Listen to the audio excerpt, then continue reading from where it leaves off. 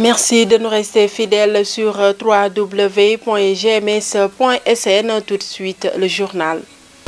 Ce 4 juin est célébrée la journée internationale des enfants victimes innocentes d'agression, occasion saisie pour faire la situation des enfants avec l'action éducative en milieu ouvert à Imo de Ziguinchor et de Bignona. 3 navires et 250 conteneurs, c'est la logistique mise à disposition du port de Ziguinchor pour assurer l'exportation des 50 000 tonnes d'anacarde de la Casamance. La convention de financement a été paraphée ce dimanche entre le COSEC et la Chambre de commerce de Ziguinchor. La rubrique Sciences et technologies, l'actualité internationale, la page des sports et la revue de la presse mettront fin à ce journal. Tout de suite, le développement. Bienvenue à tous. Ziguinchor n'est pas épargné par les violences faites aux enfants. Presque chaque jour, des structures de protection de l'enfant comme l'AEMO reçoivent des cas malgré les sanctions prévues par la loi allant de 5 à 10 ans d'emprisonnement. Reportage. Le phénomène des enfants maltraités est une réalité à Ziguinchor. Selon le service d'action éducative en milieu ouvert AEMO, les enfants âgés entre 6 et 14 ans subissent toutes sortes de violences. On a énormément de cas d'enfants qui sont victimes d'abus sexuels. Aussi par rapport aussi aux cas de maltraitance, surtout les maltraitances physiques. Nous recevons beaucoup d'enfants qui sont soit victimes de coups et de blessures de la part des membres de leur famille. Voilà. Nous avons aussi les enfants, soit qui sont tellement maltraités qu'ils fuient, qu'on les retrouve dans les rues, que souvent c'est la police même qui nous informe pour nous dire qu'on a reçu tel cas, c'est un mineur, donc on s'en charge. Les auteurs de ces violences seraient pour la plupart des parents proches de leurs victimes. On se rend compte que ce sont les gens même qui habitent dans la maison, surtout pour les cas de violence physique, verbale. Ça, ce sont les membres même de la famille. Aussi, il y a aussi pour le cas aussi des enfants qui sont confiés. Des enfants qui sont soit laissés à leur tante ou bien à leur grand-mère. On se rend compte que ces enfants sont souvent victimes de maltraitance. Les conséquences de ces violences faites aux enfants sont aujourd'hui incalculables, à en croire Khady Thiané Diop, éducatrice spécialisée à l'AEMO. L'enfant déjà a du mal, l'environnement ne le comprend pas. Souvent ils disent que cet enfant-là, il est toujours dans son coin, il ne parle pas, il ne fait rien, mais ils ne comprennent pas que c'est ce qu'il subit. Il a du mal à exprimer ces choses-là. Aussi par rapport aussi à des conséquences, c'est un enfant aussi, à un moment donné, qui se déteste, il n'a plus envie de vivre.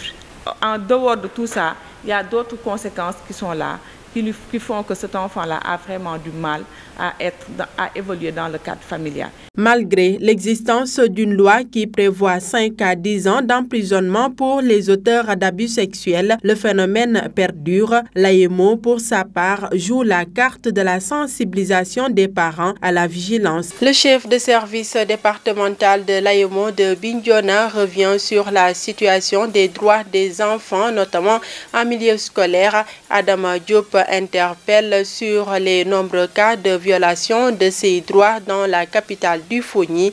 Nous l'écoutons au micro de Lamine Badiane. Vous savez, nous sommes dans un département où la problématique de l'enfance, vous n'êtes pas sans savoir que se résume à la déscolarisation. Vous verrez des enfants qui ne vont pas à l'école. À l'inachèvement scolaire, vous verrez des enfants qui sont victimes de pratiques néfastes, telles que le travail des enfants, les pires formes de travail des enfants, l'exploitation sexuelle, les abus sexuels, j'en passe. Donc on fait partie des départements qui sont les plus touchés en matière de grossesse précoce en milieu scolaire. Par expliquer effectivement le droit des enfants, le droit que nous avons, l'obligation que nous avons en tant qu'adultes de protéger ces enfants contre ces violences-là qui gangrènent leur vie, telles que le viol, la pédophilie, le harcèlement sexuel, le détournement de mineurs, les mariages forcés, les mariages précoces, les grossesses précoces, les MGF, les mutilations génitales féminines. On a essayé d'expliquer ces formes de pratiques qui sont perpétrées contre l'enfant, qui ne sont rien d'autre que la violation de leurs droits. On doit protéger les enfants contre toute forme de violence qui pourrait porter atteinte à leur vie. Et ces enfants, on les confie à des enseignants. Ces enfants sont dans les établissements scolaires. Donc il est de notre devoir il est de notre obligation d'expliquer à ces enseignants comment accompagner ces enfants-là. Le fait de renvoyer un élève, on est en train de bafouer son droit, on est en train de le violenter. Le fait même d'exclure un élève, quelle que soit la faute d'indiscipline commise par l'élève, on est en train de violer son droit. Maintenant, comment faire pour comprendre l'élève? Comment faire pour mettre en place des mécanismes qui leur permettraient de protéger mieux l'élève, de mieux comprendre l'élève? C'était véritablement l'objectif de cette rencontre-là. C'est une forme de prévention. Donc on peut le classer si on prend la triptyque qui est la prévention, la promotion des droits, la protection. Donc il y a en même temps la prévention et même la promotion des droits de l'enfant. Le CEM Arfan Bessir Sonko de Bignona déroule un programme dénommé École Amie des droits humains. L'objectif est de garantir un environnement serein permettant d'améliorer les performances des apprenants. Les membres de la communauté éducative du établissement ont été outillés dans ce sens, compte rendu Lamine Badiane. Avec l'appui d'Amnesty International, le CM Arfan Bessir Sonko s'est résolument engagé dans la promotion des droits humains à travers un programme dénommé École Amie des droits humains. Pour atteindre les objectifs, tous les acteurs doivent être outillés afin de mieux faire face au phénomène de la violation de ces droits qui est présent dans les établissements scolaires. On peut bafouer les droits de quelqu'un par méconnaissance, mais aussi on peut bafouer les droits de quelqu'un par méchanceté. Il y a aussi parfois l'inattention. Il ne manque pas de temps en temps qu'un professeur, parce qu'il veut que ses enfants aient de très bonnes notes, ses élèves aient de très bonnes notes, à partir de ce moment qu'il mène une action pour punir les enfants, soit leur faire pomper parce qu'ils ont bavardé, ainsi de suite et tout ça. Donc, il va de soi que des violations, il n'en manque pas, puisque nous sommes dans la société, et dans la société, forcément, nous constatons parfois des violations des droits humains. Il faut alors agir vite et la prévention occupe une part importante pour gagner le combat. Et c'est dans ce sens qu'un atelier s'est tenu ce dimanche dans ce dit établissement. Et c'est la raison pour laquelle un tel moment de partage est important pour qu'on vienne, bien entendu, à alerter. C'est un moment d'alerte, c'est un moment de séance. Ces séances-là, c'est des moments d'alerte. C'est aussi des moments pour communiquer et informer, pour que ceux qui ne savent pas, qu'ils ne viennent pas à tomber dans ces travers-là. Mais les violences-là, souvent on dit dans l'établissement, c'est les filles qui doivent par exemple balayer les salles. C'est une violence basée sur le genre. Ça doit être évité. Respecter les droits de l'apprenant, c'est lui permettre de faire un grand pas vers la réussite, car n'ayant aucun souci à se faire. L'apprenant a besoin d'être sécurisé. Les droits de l'enfant, c'est en fait un ensemble de textes qui sécurisent l'enfant dans son apprentissage. Si ces droits sont suffisamment respectés, l'enfant est suffisamment sécurisé et forcément le résultat est bon. Donc c'est ça l'importance de l'impact des droits humains à l'école. Le chef de service départemental de l'action éducative en milieu ouvert AMO de Bignona a entretenu les acteurs sur toutes les dispositions juridiques qui encadrent le respect et la promotion des droits humains, notamment en milieu scolaire. La révolution est sonnée dans l'organisation de la campagne de commercialisation de l'anacarde à Ziguinchor. En plus de 3 navires mobilisés à cet effet, 50 000 tonnes de noix d'anacarde seront exportées à partir du port qui a reçu 250 conteneurs positionnés à cet effet. Une politique soutenue par le Conseil sénégalais des chargeurs dont le directeur général a signé une convention de financement avec la Chambre de commerce et équiper les dockers en matériel individuel de sécurité. C'est un reportage signé Chertigan Sissé. Des camions qui se croisent, une grue qui tourne, des sacs remplis de noix d'anacarde embarqués dans ce navire. Voilà l'ambiance qui prévaut au port de Ziguinchor en cette période de démarrage de la campagne de commercialisation de l'anacarde. Toute chose qui confirme la pertinence du choix du gouvernement de faire jouer le port de Ziguinchor son véritable rôle dans l'exportation de la noix d'anacarde pour une santé économique de la région sud. Quand on parlait de cette campagne, il y avait de cela maintenant 7 ans. Il était incroyable qu'à niveau de Ziguinchor, qu'on puisse exporter l'anacarde à partir de ce port. Aujourd'hui, comme l'Olof le dit, Wedigis Bokouti. Un port est un lieu de cristallisation d'activités économiques. Le port de Ziguinchor, avec la décision du chef de l'État, va renforcer sa position de centre d'intérêt économique En décidant de faire passer l'anacarde du pôle territoire sud par le port de Ziguinchor, le président de la République, son Excellence M. Macky Sall, traduit une fois de plus son attachement aux régions de Ziguinchor, Sédhiou et Kolda. Dans cette dynamique de faire du port de Ziguinchor un pôle économique d'émergence nationale, le renforcement des moyens de la Chambre de commerce, l'équipement des dockers en matériel de sécurité, entre autres, s'impose. Ce à quoi le Conseil sénégalais des chargeurs s'est attelé ce dimanche. Lors de notre première visite, nous avions déjà noté le professionnalisme, M. Dité, des dockers de Ziguinchor.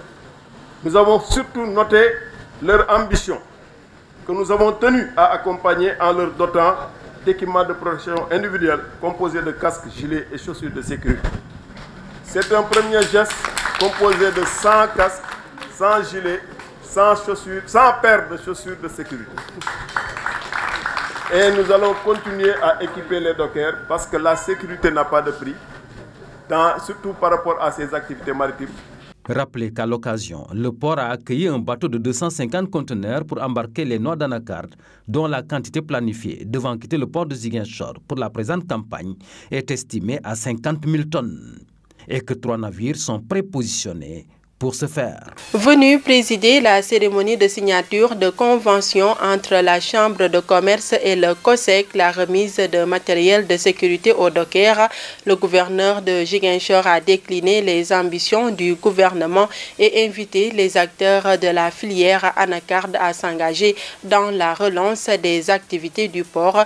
Guédiouf est au micro de Cheikh Tidiane Cissé. Au-delà de rendre opérationnel le port de Ziguinchor, le président de la République aussi a une vision par rapport au développement de l'agriculture, au développement de l'arboriculture au niveau de la région de Ziguinchor.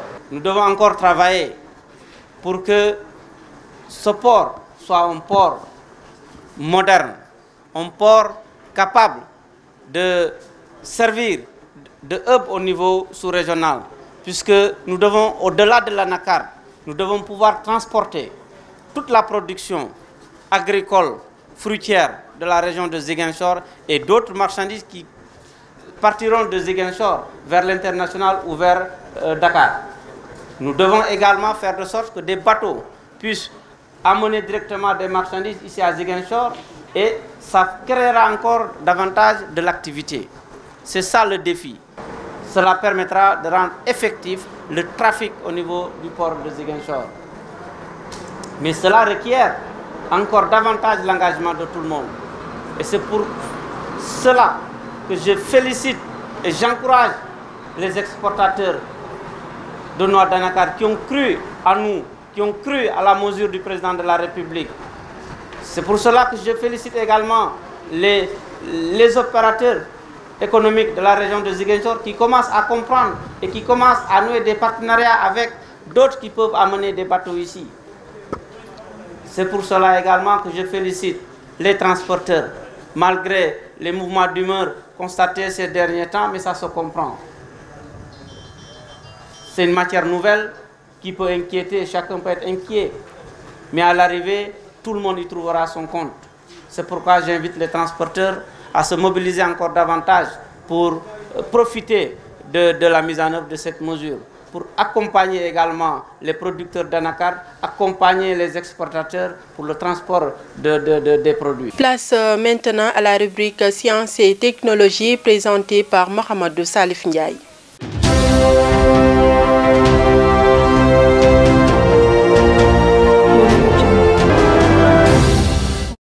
Bienvenue dans votre rubrique hebdomadaire des découvertes scientifiques et technologiques.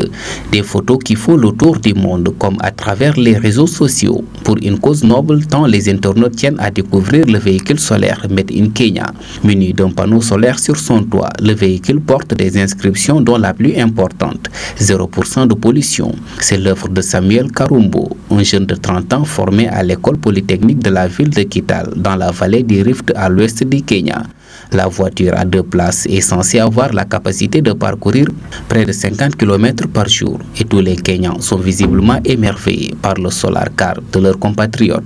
comme en atteste dans les rues de la ville d'Eldoret. Mais avant Kurumbu, d'autres Africains ont fabriqué des voitures écologiques. Il y a en effet près d'1 an, des étudiants de l'Université des sciences et technologies Kwame Nkrumah, située dans la région riche en ressources d'Anchati, montaient une voiture similaire. La première version de l'automobile écologique a été exposée lors d'une cérémonie de remise des diplômes de l'université. Le projet d'invention du véhicule 4x4 avait été exécuté en partenariat avec l'Université technique de Munich, d'après le quotidien public Daily Graphic. Décidément, les Africains sont décidés à jouer un rôle prépondérant dans le cercle mondial des inventeurs de véhicules à énergie solaire. En prenant l'avion cet hiver, vous avez peut-être subi un retard au décollage pour cause de déchiffrage. La glace qui se situe sur l'appareil fait peser un risque pour la sécurité. Y a-t-il une meilleure solution pour l'enlever? C'est justement sur ce quoi travaille une équipe de recherche à Varsovie dans le cadre d'un vaste projet européen baptisé Phobic to Ice. Dans son laboratoire, nous découvrons le cœur du problème. Les gouttelettes d'eau adhèrent aux surfaces en aluminium comme les particules de glace qui s'accrochent aux avions quand il fait froid et humide. Comment l'éviter? La réponse de Bartholomew, spécialiste des matériaux à la Technology Partners Foundation. L'une des solutions pour prévenir la formation de glace sur l'appareil, c'est de couvrir sa structure de revêtement super hydrophobe, dit-il. Les chercheurs étudient plusieurs techniques pour rendre les surfaces des matériaux glaçophobes, dont une qui s'inspire de l'effet lotus. Les feuilles de cette plante aquatique restent sèches grâce à la structure manométrique de leur surface. Des nouvelles recherches sont en cours pour perfectionner ces innovations et remplacer les méthodes de dégivrage actuelles. Dans quelques années, cette technologie pourrait bien remplacer le dégivrage chimique pour des raisons économiques et environnementales. Dans le sud-ouest de l'Irlande, l'exploitation familiale de Cornelius Truss produit chaque année 600 000 tonnes de pommes qu'elle transforme en jus, cidre et vinaigre. Sur place, un traitement des fruits par champ électrique pulsé est en cours de test dans le cadre d'un projet de recherche européen baptisé Field Food. Les impulsions électriques envoyées dans le caisson de traitement perforent les cellules des fruits, ce qui simplifie l'extraction. Une variante de cette technologie permet aussi de tuer les microbes, ce qui allonge la durée de conservation des jus frais. À l'université de Saragosse, on utilise le champ électrique pulsé pour produire du vin, en rendant poreuses les cellules de la peau des raisins. Le temps de macération est raccourci sans que cela nuise aux saveurs à la dégustation finale. Les chercheurs veulent démontrer l'intérêt commercial de cette technologie aux entreprises agroalimentaires pourrait être réduit grâce à des générateurs d'impulsion innovants et les coûts énergétiques courants étonnamment bas. Les tomates traitées peuvent facilement être pelées. Plus besoin de les plonger dans l'eau bouillante, ce qui permet d'économiser de l'énergie. C'est tout pour votre rubrique. À la semaine prochaine avec d'autres découvertes scientifiques et technologiques.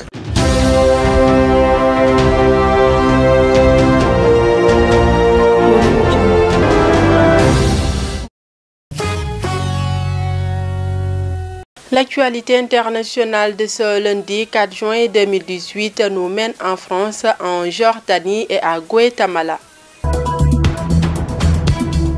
Les deux derniers grands campements insalubres de migrants à Paris ont été évacués par la police lundi au canal Saint-Martin et à la Chapelle. Selon la préfecture, une quinzaine de bus ont été mobilisés et 1200 places d'hébergement réservées. Une évacuation était également en cours près de la porte de la Chapelle où quelques 450 personnes étaient installées, ont indiqué la préfecture d'Île-de-France et la préfecture de police dans un communiqué commun. Les personnes mises à l'abri feront l'objet d'un examen complet et approfondi de leur situation administrative par les services de l'État, a précisé la préfecture dans son communiqué.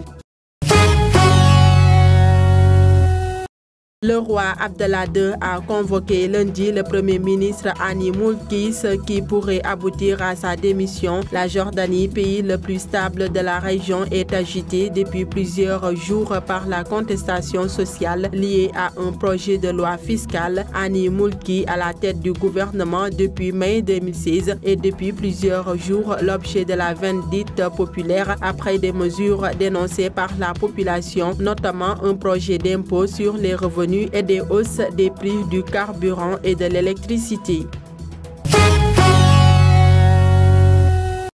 On estime que 25 personnes, dont au moins 3 enfants, ont été tuées et près de 300 blessés dimanche, alors que le volcan Fuego du Guatemala a éclaté, ont indiqué des responsables. C'était l'éruption la plus violente du volcan en plus de 4 décennies. Volcan de Fuego, dont le nom signifie volcan de feu, a vomi un ruisseau de 8 km de roches, de cendres et de gaz chaud qui a plu sur la capitale et d'autres régions. La rivière meurtrière s'est déversée dans le village d'El Rodeo, détruisant des maisons et brûlant des personnes à l'intérieur, selon l'Agence nationale de gestion des catastrophes.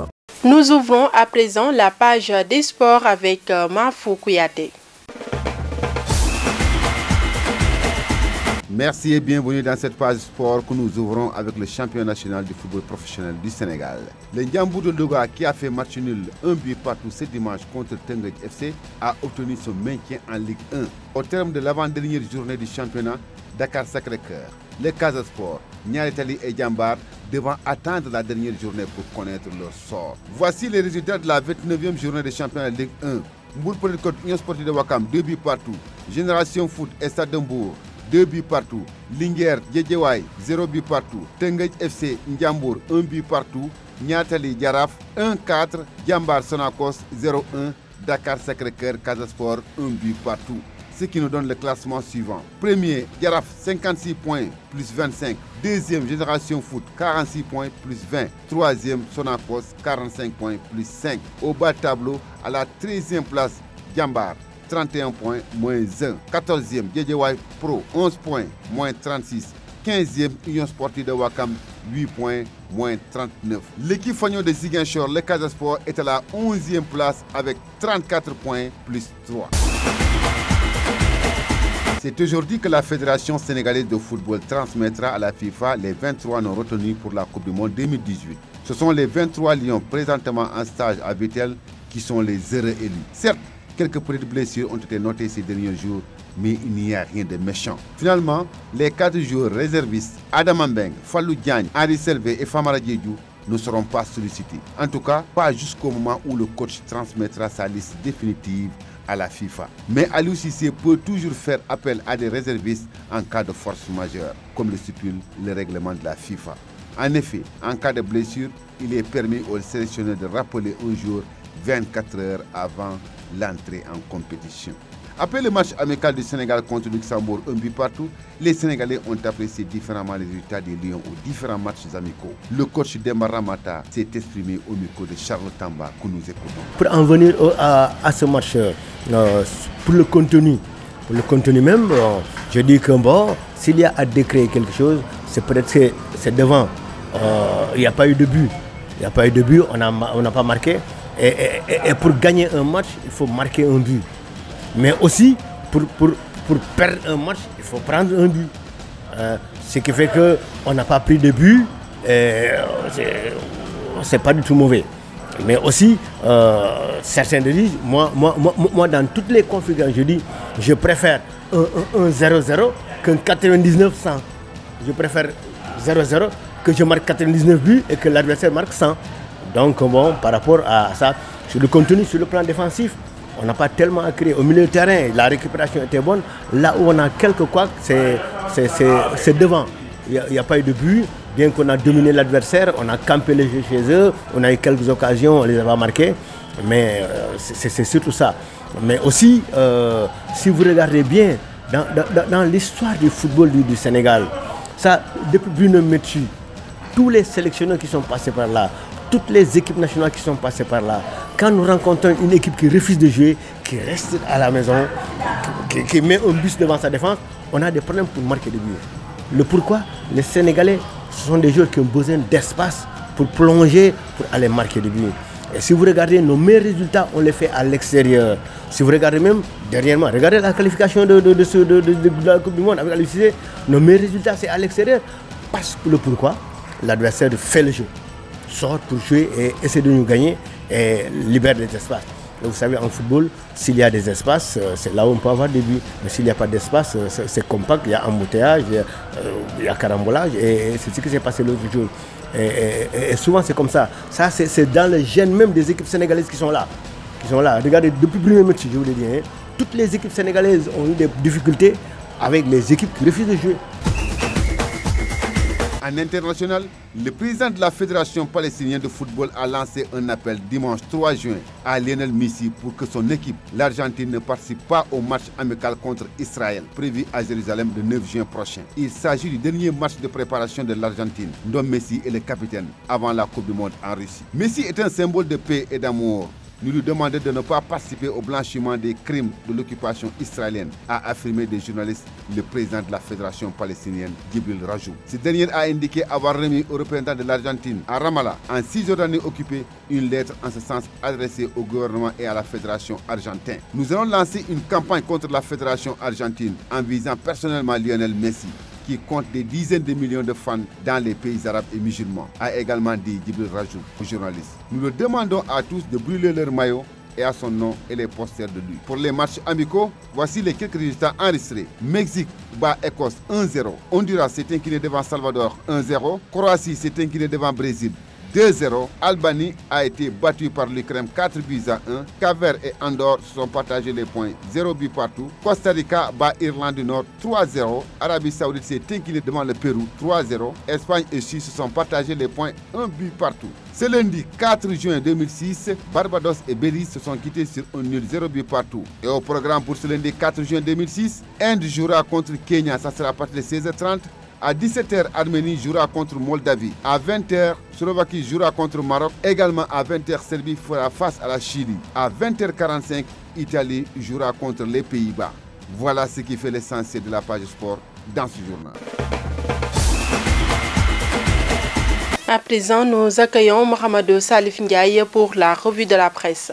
Bienvenue à cette revue de presse de ce lundi 4 juin 2018. Les quotidiens parvenus ce matin traitent de divers sujets dont la mise en garde du secrétaire général adjoint de l'Organisation des Nations Unies, le Sénégalais Adama Dieng, concernant la recrudescence de discours haineux à connotation confrérique au Sénégal et la lettre salée de dénonciation de Barthélémy Diaz au département d'État américain.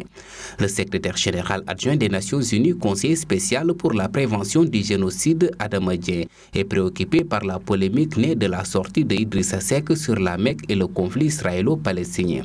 Adama Dieng a adressé une lettre ouverte aux Sénégalais pour les appeler à la retenue, note le quotidien LAS. Nous devons nous garder de croire qu'il existe un seul pays au monde qui soit immunisé d'atrocités criminelles et que ce pays se nommerait le Sénégal, a-t-il encore prévenu dans d'autres propos rapportés par Vox Populi. Nous devons nous garder de croire qu'il existe un seul pays au monde qui soit immunisé d'atrocités criminelles et que ce pays se nommerait le Sénégal, a-t-il encore prévenu dans d'autres propos rapportés par Vox Populi.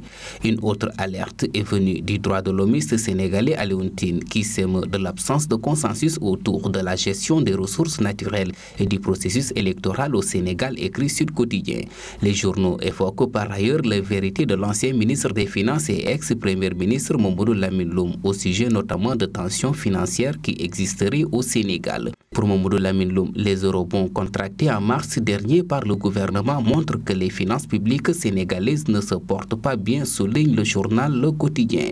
Plusieurs autres quotidiens reviennent en outre sur le mémorandum que le député maire de Mermoz Sacré-Cœur, une commune d'arrondissement dakaroise, a adressé au Congrès américain sur la justice sénégalaise. Barthélémy Diaz vilipende Macky Sall auprès du Congrès américain, rapporte ainsi le quotidien Enquête. Vox Populi évoque le même sujet et signale la lettre salée de dénonciation de Barthélémy Diaz au département d'État, au Sénat et à plusieurs institutions américaines. Le Soleil, suivant une toute autre perspective, fait sa une sur le bilan social inégalé du président Macky Sall en une quinzaine de mesures d'une portée sans précédent en 6 ans au profit de la femme, de l'enfant et du travailleur, mais également en termes de promotion de l'habitat et de l'entrepreneuriat. En sport, Stade reprend les propos d'Abdoulaye Diallo, gardien de but des Lions, qui déclare « Si je ne joue pas au mondial, 3 points de suspension ». Le journal fait aussi état de Sadio Mané, à qui il faut débourser la somme de 17 millions de francs CFA pour décrocher une interview. Nous terminons avec Sonolamb, le quotidien des arènes sénégalaises, qui affiche à sa une le nouveau deal scellé avec Pape Thialis et titre Modulo vers le vainqueur de B52 et Eumeu. C'est tout pour les parutions du jour. À vos journaux et bonne lecture. C'était le dernier élément de ce journal. L'information continue sur www.gms.sn. Merci de votre fidélité et au revoir.